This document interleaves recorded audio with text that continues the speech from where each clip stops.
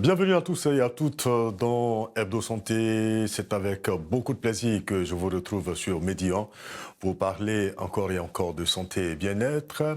Et cette semaine, nous allons apprendre à être à l'écoute du handicap de notre enfant. Pourquoi est-ce si important? Des experts de la question sont sur ce plateau pour nous le dire. Monsieur Nguetia Kouadio Jean-Baptiste, il est psychologue.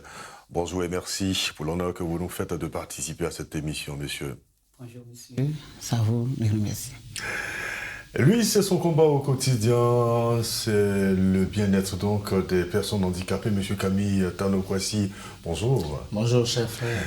Vous êtes le président de l'Union nationale des organisations des parents des personnes handicapées de Côte d'Ivoire, dont fait partie l'Organisation nationale des parents pour handicapés auditifs que vous dirigez. Et nous sommes très heureux, vous allez dire, de vous retrouver pour cette émission qui met l'accent sur une problématique qui n'est malheureusement pas bien perçue dans notre société et qui vous tient véritablement à cœur. Tout à fait. Alors déjà, qu'est-ce qu'il faut comprendre par être à l'écoute du handicap de son enfant? Merci déjà pour l'opportunité offerte. Être à l'écoute du handicap de mon enfant, si nous voulons regarder dans la syntaxe ou bien dans l'esprit, on va rester carrément esprit. Pour que je sois à l'écoute, c'est que moi-même je suis disposé à écouter. Et si je dois écouter, il faut que je puisse avoir un vocabulaire ou une connaissance assez pointue de la question ou de la thématique que j'écoute. Le constat est que nous avons vu beaucoup de parents qui malheureusement ne savent même pas ce que c'est que le handicap. Parce qu'on est toujours surpris de voir que mon enfant a tel ou tel manque ou tel handicap. Et malheureusement, c'est des mots qu'on ne connaît pas forcément dans nos ethnies. Donc, je veux dire, on ne sait pas ce que c'est.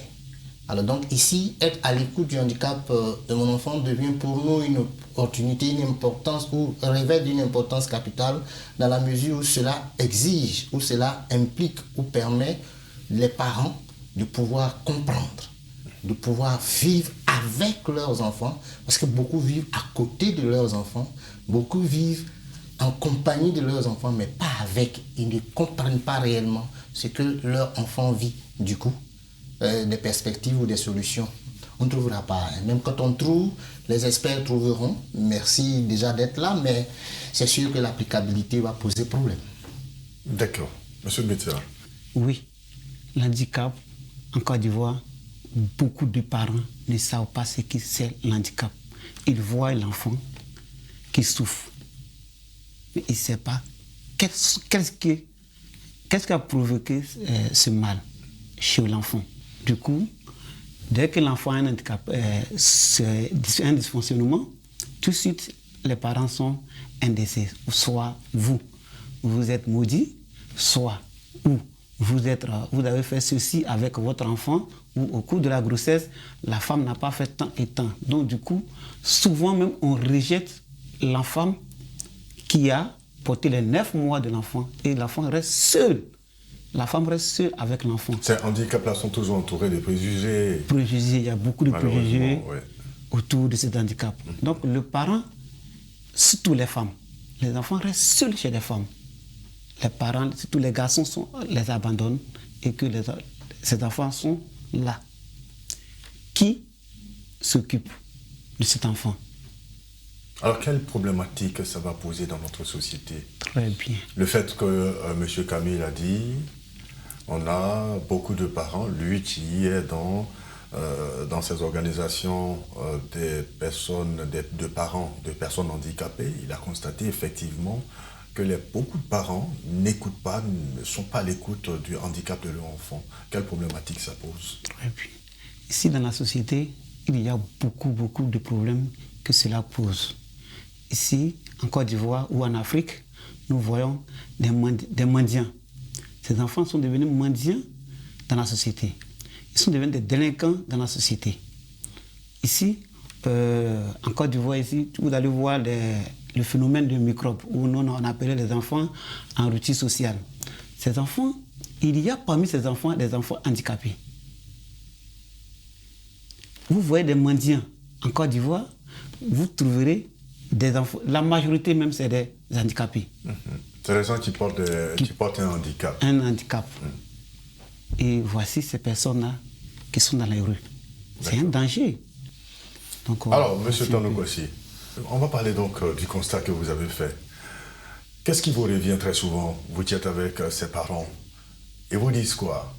C'est par manque de moyens ou alors c'est par méconnaissance?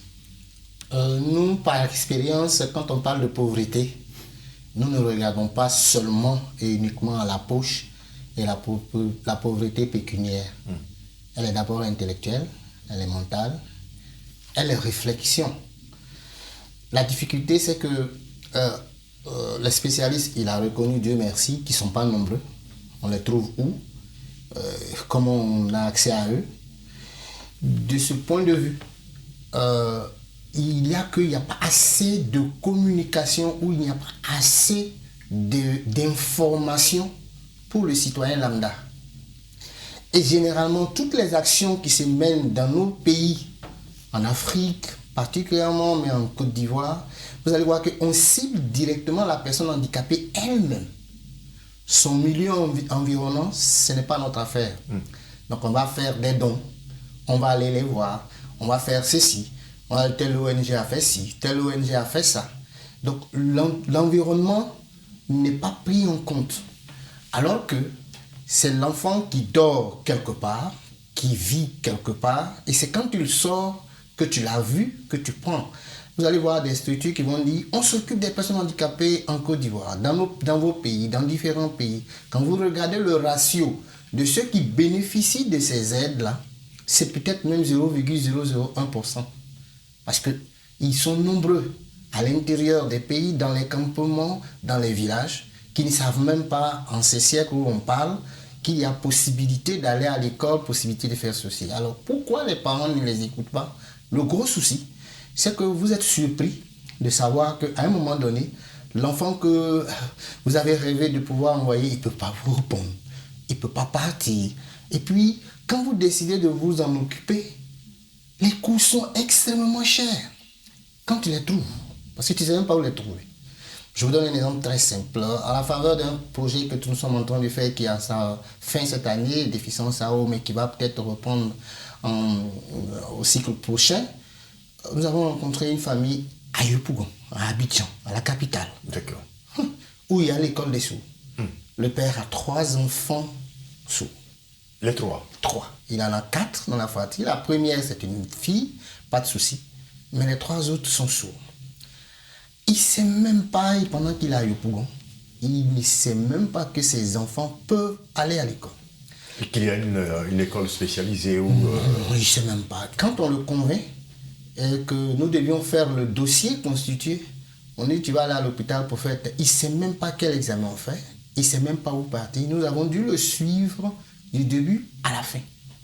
Vous voyez, là, par exemple, c'est une difficulté. On va dire non, ils sont au village, ils ne connaissent pas, ils sont ceci. Ils parlent, il est lettré, mais il n'a aucune connaissance. C'est pour ça que nous disons aujourd'hui, en disant être à l'écoute du handicap de mon enfant, nous oblige nous-mêmes en tant qu'organisation, parce que ça nous donne encore le coffre de dire nous avons raison d'exister, et de pouvoir nous-mêmes en train de parler aux parents, aux autres, à la société, parce que les futurs parents aussi devraient être contactés et sensibilisés. Et puisque le handicap nous sommes tous handicapés en sursis. Aujourd'hui, on n'en parle pas, on ne dit rien, les gens ne savent pas, c'est une affaire des autres. Et puis vers la fin, quand on a ça, on est tous bloqués. Donc ce monsieur dont vous parlez tout à l'heure, lui, on peut dire qu'il n'écoute pas, il n'est pas à l'écoute du... Il peut pas être à l'écoute, il ne peut même pas parler d'écoute puisqu'il ne sait même pas ce que c'est, il n'a aucune connaissance là-dessus. D'accord, donc monsieur Nguetsa, en quoi va consister véritablement donc l'écoute de son enfant handicapé? D'accord. Ici, à l'écoute de son enfant handicapé, je me dis que tout d'abord, tout passe par l'observation. L'observation. L'observation. D'accord. Attention. Attentive plutôt. L'observation attentive. Il faut observer l'enfant pour recueillir ses forces et ses faiblesses. D'accord. Ce qui peut pouvoir l'aider. Il y a ses forces. quand tu observes bien l'enfant, tu vois que l'enfant peut soulever ça. Tu vois que l'enfant n'arrive pas à soulever ça. Vous voyez qu'il a ses forces et ses capacités. Donc, d'abord, il faut passer par l'observation. En plus, il faut reconnaître ses valeurs qui sont en lui. D'accord. Et apprécier ses valeurs pour que ça soit quelque chose d'utile pour lui. On l'a observé. On l'a observé. On a vu de quoi il est capable. Il est capable. Et puis on va voir donc ses qualités. C'est ça. Et il faut valoriser ses qualités. C'est ça. Il faut faire en sorte qu'il se sente vraiment valorisé, c'est cela. C'est cela. Ah, il faut encore et encore. Heureusement que je suis avec le président des organisations des parents. Ici, il faut que les parents soient formés et informés. Il faut que ces parents soient sensibilisés, soient informés de toutes les conventions, tous les traités qui sont liés à cette pathologie qui est l'handicap. Parce qu'aucun parent, il y a beaucoup de parents qui ne sont pas informés, que le président a si bien dit que mon enfant il a des capacités d'aller à l'école. Il y a des capacités de pouvoir s'exprimer à travers des professionnels. Il y a tel test qui existe, qui peut prendre en charge, qui peut accompagner mon enfant, cet enfant peut aller dans telle structure pour bénéficier des soutiens d'accompagnement. Président Camille, alors lorsque je le prends au mot, j'ai envie de dire que vous n'avez peut-être pas, vous en tant que fédération des organisations, vous n'avez pas encore fait votre boulot. Merci. Et merci. J'aime bien ça. Et ça nous permet de pouvoir, pas plus tard qu'hier, nous étions en séminaire au ministère de la Femme, Famille et Enfants. Je salue vraiment la directrice de la protection sociale au niveau de l'enfance du moins, et puis tous ces ministères qui étaient présents. Quand vous êtes parent, qu'à la base, vous devez vous occuper de l'éducation de vos enfants. Parce que quand l'enfant doit bénéficier des instructions, ça suppose que toutes les infrastructures sont disponibles, que les experts sont là, et que tout, j'avais envie de dire, c'est comme un travail à la chaîne. Mais quand vous vous trouvez dans nos pays, sous nos cieux, je parle du Bénin, je parle du Togo, parce qu'on a eu toutes ces possibilités d'aller des autres pays. Quand vous vous retrouvez en tant que parent, et qu'à un moment donné, vous avez envie, vous avez compris, vous avez sensibilisé certains qui veulent envoyer leurs enfants et qu'il n'y a pas toutes ces structures, qu'est-ce que vous êtes obligé de faire? On est obligé à un moment donné de laisser notre travail en stand-by et d'aller maintenant plaider, faire des activités de plaidoyer, des lobbying auprès des autorités pour leur dire on a des enfants qui sont dans telle situation. C'est pas possible que le ministère de l'Éducation nationale ne puisse pas prendre en compte ces enfants. Il y a de cela quelques années. Mais aujourd'hui, Dieu merci, notre ministère fait du très bon boulot à ce niveau. Vraiment, nous sommes en train d'applaudir des deux mains et des deux pieds. C'est extraordinaire. La volonté est là aujourd'hui. Nous félicitons ces actions. Quand ces actions sont menées, que les experts sont en nombre suffisant et font leur travail, les parents que nous sommes allions vers les autres. Écoutez bien, à un moment donné, quand nous avions commencé, c'était plus de 1000 parents que nous drainions derrière nous. Mais vous savez ce qui était comme, je veux dire, sollicitation. Alors, je viens de découvrir que mon enfant est un truc, qu'est-ce que je fais? Je viens de découvrir, je suis d'accord pour pouvoir payer la scolarité de mon enfant, je l'envoie où? Non, mais je vais voir, c'est vrai que je suis d'accord qu'on doit aller voir tel expert, mais je trouve ça où? Ah, mais j'ai essayé d'aller, mais le coût qu'on donne là, ça fait la scolarité de tous mes 4 autres enfants qui n'ont pas de handicap. C'est à ça qu'on se retrouve. Donc, effectivement, nous sommes d'accord. Donc, cette écoute-là va se faire à plusieurs niveaux.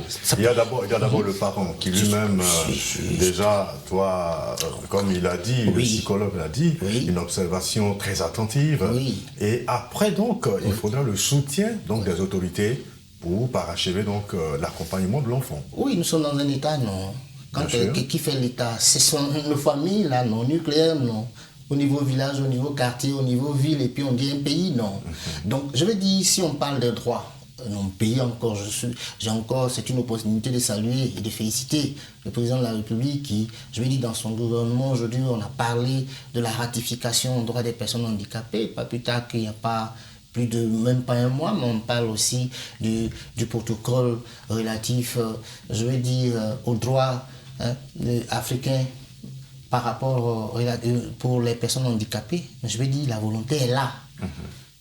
Aujourd'hui, quand on parle d'écoute, et là je reviens très rapidement, en tant que parent, quand j'ai écouté le handicap de mon enfant, j'ai fini par comprendre qu'il n'y a pas assez de structures. Et que la priorité pour moi n'est pas forcément la priorité de l'État, ni des ministères, parce que nous ne sommes pas les seuls. Et à l'UNESCO, à dessein, on nous l'a dit, les personnes handicapées sont les couches, c'est-à-dire les minorités des couches vulnérables. Quand on parle de vulnérabilité, ce n'est pas seulement les personnes handicapées. C'est les femmes, ce sont les enfants, ce sont les personnes du troisième âge. C'est d'autres pathologies, mais ce n'est pas forcément les personnes handicapées. Donc je veux dire, les personnes handicapées sont les couches, les minoritaires, les minorités des couches vulnérables. Dès lors qu'il y a ceci, au lieu de se présenter comme parent qui se plaint, qui attend tout de l'État, des autres, vous commencez déjà par vous-même vous regarder, dire qu'est-ce qui est difficile, qu'est-ce qu'on peut faire. Bien sûr. Ça, c'est le résultat de l'écoute de mon enfant. D'accord. Une des grandes choses, c'est ça. La deuxième chose, c'est de se dire, mais mon enfant, il peut tout, sauf ce que son handicap ne lui permet pas de faire. C'est justement parce que j'ai écouté, comme le psychologue l'a dit, j'ai regardé, j'ai vu sa valeur. Aujourd'hui, nous n'avons pas de problème à la maison avec notre enfant. Au contraire, elle est pour nous une leçon. Combien de parents ont compris ça? Parce qu'on ne regarde pas la valeur parce qu'elle est personne, elle est être. Hein? Elle est une personne, je veux dire, un être vivant, créature de Dieu, fruit de l'amour du Père et de la Mère. Et vous avez commencé à former les parents dans ce sens-là? En ce sens. Et d'ailleurs, à écouter. À écouter. À être à l'écoute de l'handicap de leurs enfants. Tout à fait. C'est ce qui fait qu'aujourd'hui, dans notre groupe, dans nos rangs, vous n'allez pas voir des gens qui vont commencer à dire « Ah, l'État n'a pas fait ci, on n'a pas fait ceci. » On est plutôt en train de chercher. Ah, or donc, il y a des droits. Ah, or donc, il y a ceci. D'ailleurs, d'ici samedi, nous avons un atelier sur la thématique. C'est pratiquement 25 personnes. On n'a pas forcément les grands moyens. On n'est pas en train d'attendre que quelqu'un vienne nous donner. Avec nos petits moyens, on s'écoute, on lorsque les parents vont écouter leurs enfants, vous, en tant qu'organisation, vous allez faire des plaidoyers, des lobbying auprès donc, du gouvernement afin que on puisse se trouver de véritables solutions. Mais écoutez, qui est État là même? Qui est gouvernement? Ce sont ces parents-là. Bien sûr. Alors si le parent qui est dans le gouvernement, qui est député, qui milite à faire ci, qui est un électeur, s'il a compris, mais il ne regardera pas au tricot ni au truc, il regardera au programme de société. Tout à fait. Ça commence par là. C'est quand on commence à en parler que celui qui va décider en prend conscience et il met dans son programme. D'accord. Monsieur Nguetia, alors quel sera l'intérêt pour une nation, pour les parents des personnes handicapées, pour les handicapés eux-mêmes, qu'on puisse véritablement mettre l'accent sur l'écoute du handicap de la personne handicapée, de l'enfant, par exemple. Un handicapé qui est bien occupé, écouté, c'est le bien-être. C'est un enfant épanoui, une famille épanouie, une famille qui va répondre aux besoins nécessaires. Un enfant qui est bien écouté, cet enfant est extraordinaire. Il est intégré socialement, il est avec sa communauté.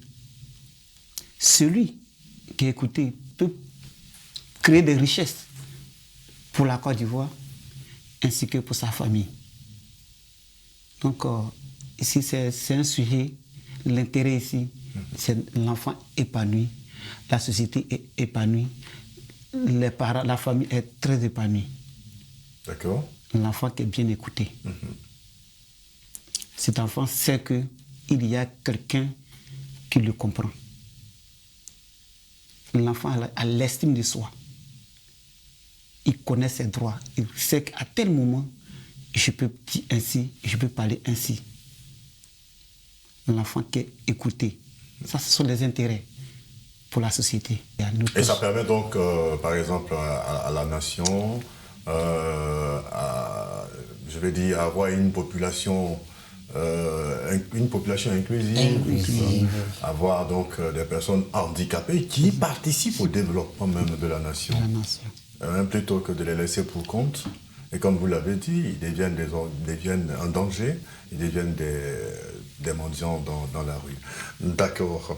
Alors, vous, en tant qu'organisation, vous êtes déjà inscrit dans une dynamique. Alors, la suite, véritablement, ça sera quoi? Non, aujourd'hui, l'idée, plutôt on se rend compte que, Dieu merci, les choses sont en train de rentrer en ordre. D'ailleurs, voilà, Medi TV nous reçoit. Merci. Opportunité de dire merci à son directeur général, à toute l'équipe qui nous permet, toutefois que besoin est ou possibilité il y a, de venir parler, je veux dire d'instruire ou de donner des informations. En tout cas, je tire le chapeau. Quand vous jouerez votre rôle, quand l'État fera ce qu'il a à faire, quand les experts seront en nombre suffisant, et que moi, par exemple, je peux simplement dire « Ah, j'ai eu de tel cas, j'ai eu ceci, à tel parent. » Mais quand la situation est médicale, je peux le référer. Quand la situation est psychologique, je peux référer cette personne.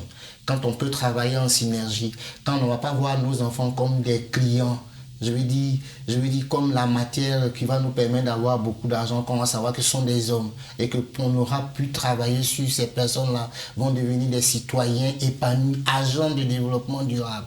D'accord. Oui, quand vous regardez au Togo, ces ambassadeurs qui sont non-voyants, mais quand on parle de droit dans nos rencontres internationales, vous voyez ces personnes handicapées moteurs qui sont en train de faire des grandes choses, ces personnes sourdes qui font de très grandes choses, j'ai envie de dire, c'est très important pour nous. Aujourd'hui, nous allons nous concentrer sur la cible parents. Pour que si nous sommes véritablement parents et non des enceinteur, si nous sommes parents parce que nous savons ce que nous avons à faire, le pays gagnera. Alors, on a donc l'occasion à travers cette émission de pouvoir nous adresser à des parents de personnes handicapées qui certainement apprennent pour la première fois qu'on peut être à l'écoute du handicap de son enfant et valoriser donc cet enfant, développer en lui cette estime de soi.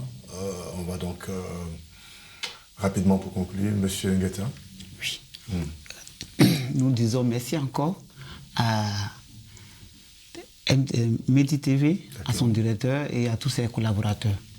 Ici, nous disons encore merci à l'État de Côte d'Ivoire qui, 3 jours de cela, qu'il vient de donner 55 cartes professionnelles aux psychologues de pouvoir exercer professionnellement en Côte d'Ivoire. Ah, c'est une bonne nouvelle. C'est ce qui n'existait pas depuis belle lurette. D'accord. Donc, on est en train de demander de faire des lobbying aussi pour les autres pays aussi, le Ghana, le Togo, le Bénin, le Mali, tout ça, pour pouvoir exercer le métier de psychologue, pour faire les prises en charge, pour accompagner les parents, pour accompagner les enfants en situation de handicap, pour que ces enfants-là puissent être socialement intégrés, puissent être épanouis et jouir pleinement de leurs droits. D'accord. Vraiment, c'est un peu ce que nous voulons l'appel, le message que vous voulez donc lancer pour terminer, Monsieur Camille Tano. Oh, je suis un père heureux aujourd'hui. D'accord. Oui, opportunité de le dire. Quand même, si vous ne reconnaissez pas les mérites du lièvre, reconnaissez au moins qu'il a des oreilles très... je veux dire qu'il dépasse la normale. D'accord. L'État de Côte d'Ivoire est en train de faire beaucoup de choses que nous attendions il y a 10 ans, 15 ans en arrière. Mais il n'est jamais trop tard pour bien faire. Nous promettons, c'est-à-dire qu'aujourd'hui, quand je m'assois là et que je le dis, je ne dis pas qu'on ne souffre pas, je ne dis pas que les solutions sont là, mais je dis que la volonté politique, elle est. Maintenant, quand on a dit que on va soigner tout le monde, on va faire ci, on n'a pas dit que c'est le président ou le maire qui va venir balayer dans notre maison ou devant notre maison. Quand on parle de propriété et d'hygiène, vous voyez, non. Donc à nous de jouer notre rôle. Nous prenons l'engagement plutôt de faire en sorte que tous les parents qui ont des enfants handicapés, je dis, qui sont le fruit de l'amour entre papa et maman, vraiment que les pères là, arrêtons d'être des enceinteur, soyons des pères responsables. Pour moi, c'est une profession. Évitons à ces mères là d'être des accoucheuses, mais qu'elles soient des mères responsables qui aiment leurs enfants. Les personnes handicapées n'ont pas besoin de grandes choses, hein, mais d'abord de l'amour. C'est le premier, je veux dire la première chose, le premier trésor dont ces enfants ont besoin. Donc à partir de là, on pourra, si on joue notre rôle, l'État regardant qu'on joue notre rôle, sera obligé de faire, parce que nous n'allons pas aller nous asseoir devant qui que ce soit pour dire donne-nous du riz, donne-nous des pâtes maman. Mais on va plutôt dire, on veut que des spécialistes soient formés, on veut que des spécialistes existent, on veut que les infrastructures, les structures existent pour que nos enfants puissent avoir droit à l'éducation, à la santé, à l'épanouissement. D'accord. Être à l'écoute donc du handicap de son enfant, j'espère que le message sera entendu par tous les parents de personnes handicapées. En tout cas, merci à vous, messieurs. Monsieur Nguetia, donc, quoi dire Jean-Baptiste. Je rappelle que vous êtes psychologue et nous avons eu beaucoup de plaisir donc à vous écouter. À vous, monsieur Camille Tano-Kwasi, je rappelle que vous êtes le président de l'Union nationale des organisations des parents de personnes handicapées de Côte d'Ivoire, dont fait partie donc l'ONFACI. En tout cas, merci à vous d'avoir été là. Merci pour toutes ces informations et on espère donc que le message sera entendu. C'est la fin de ce numéro d'Hebdo Santé. Merci de l'avoir suivi. Prenez soin de votre santé. Et on se dit à très bientôt pour un autre numéro toujours sur Média.